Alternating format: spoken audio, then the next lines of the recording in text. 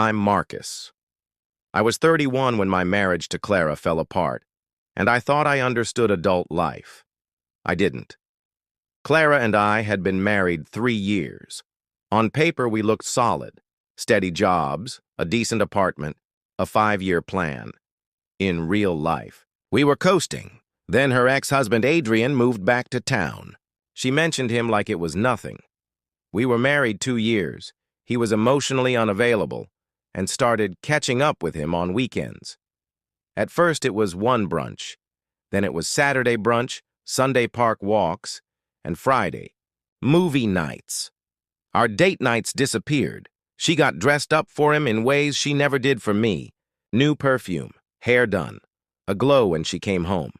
Her phone was always in her hand. She laughed at messages she wouldn't explain.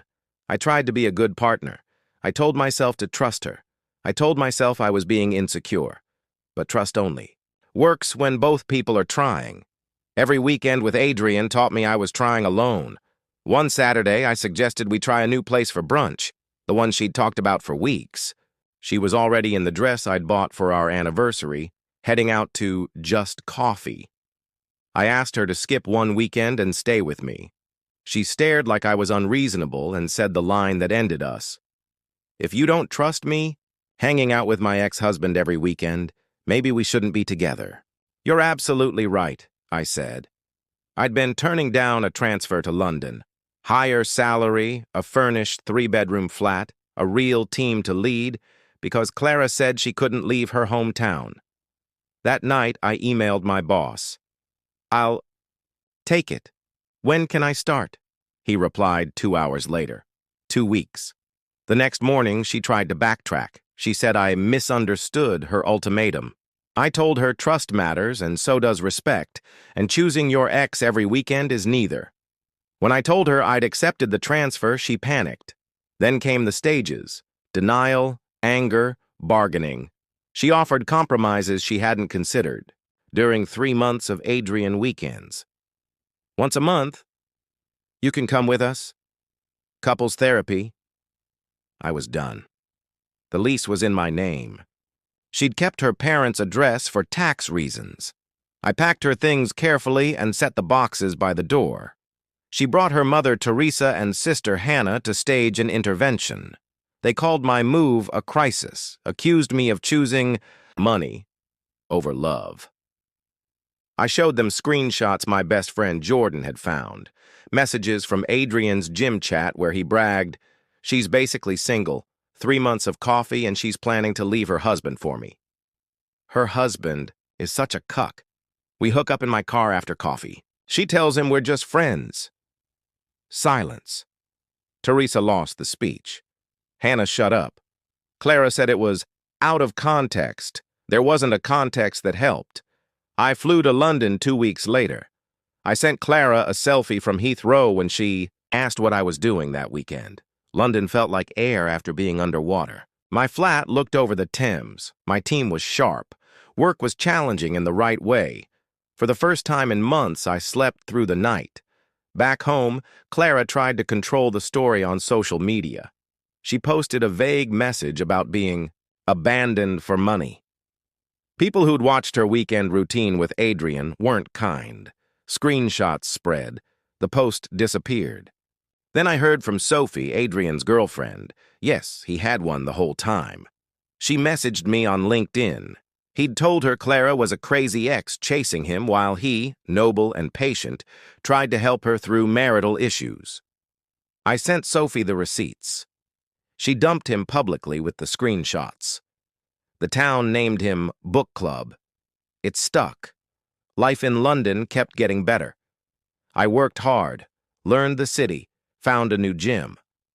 I stopped waking up worried about what my wife was doing on weekends. The Clara Adrian noise faded until the day I walked out of my office and saw Clara by the fountain, exhausted and desperate. She'd flown across the ocean to talk. We went to a cafe. She said she'd made the worst mistake of her life. She said nothing felt right without me. I asked what happened with Adrian. She said once I left, he changed. Demanding, possessive, wanted her to move in and start a family right away. When she tried to end it, he started showing up at her work. She looked small and tired. Then she said, "I'm pregnant." I laughed, not cruelly, just the kind of laugh you make when something is too absurd to fit the facts. We hadn't been intimate in over 2 months before I left. She tried to say maybe before, but the math didn't work. She admitted she lied because she wanted me to care. I told her I had loved her, and I meant it. But loving someone isn't the same as letting them keep hurting you. I wished her well and walked away. Clara went home. 2 weeks later, she was posting CrossFit stories with a trainer named Damien. Then Laya, her best friend, called me breathless. Clara had walked in on Damien helping his ex in a back room. There was yelling. There were witnesses.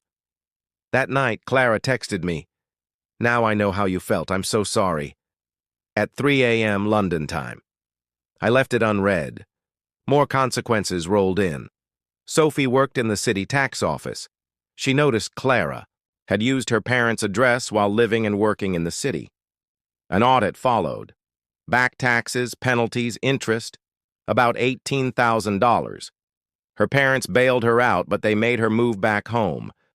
She had a curfew again, 11 p.m. on weekdays, midnight on weekends. She was 29. Meanwhile, something unexpected happened to me. I met someone. Her name is Aoife. She's Irish and edits books in Bloomsbury. We met at a pub after work. She laughed. At something on her laptop, I asked what was so funny, and we talked until closing. With her, things were simple, honest, steady, no games. When I told her the book club saga, she said, "Sounds like your wife was reading the wrong chapters." And we laughed. That line became our private joke. Then the universe decided to test me. Adrian got a job in London. He moved into my same corporate housing building. I ran into him in the lobby with his new girlfriend, Chloe. I nodded and kept it moving. A week later, the building's WhatsApp group blew up. Chloe dumped him in the chat after someone shared Sophie's screenshots. She added one detail that would stick. He cries after sex. By evening, he had a new nickname, Cry Club. Residents avoided him. Staff smirked. Gossip runs fast in corporate housing. Work kept going in the right direction. My team did well. I got promoted early and offered a permanent role with visa sponsorship. For the first time, I could picture a future in London that wasn't just a break from my past, but an actual life I wanted.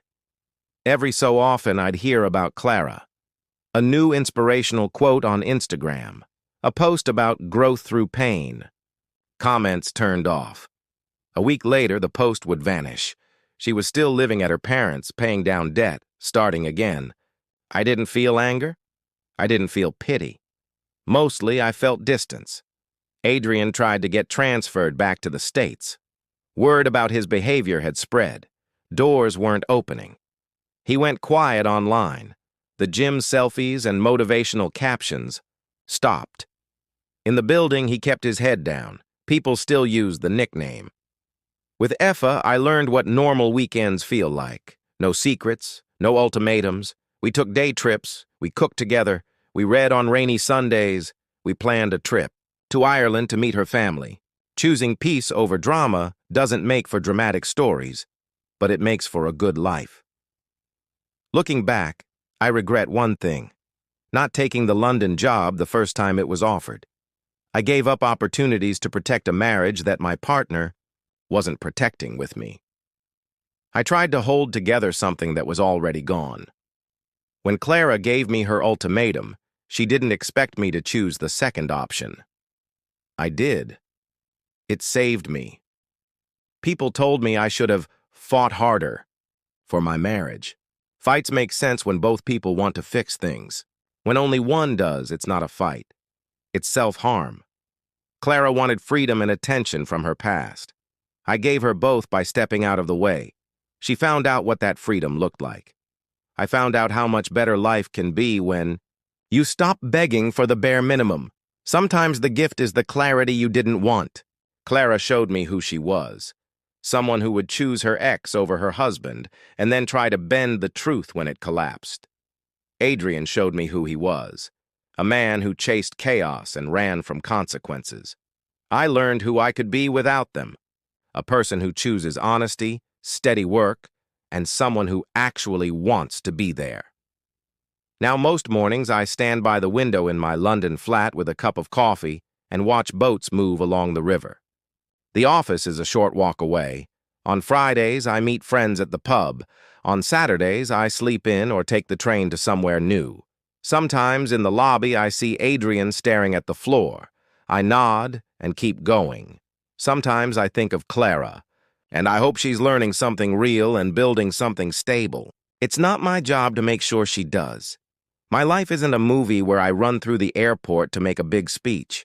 I already went to the airport. I bought a ticket, took the job, and built a life.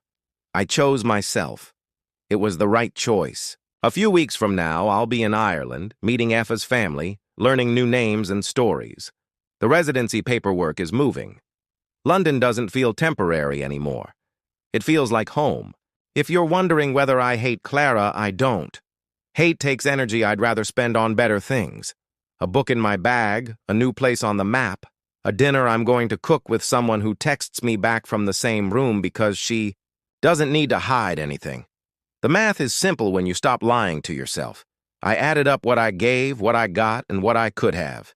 London was the sum that made sense.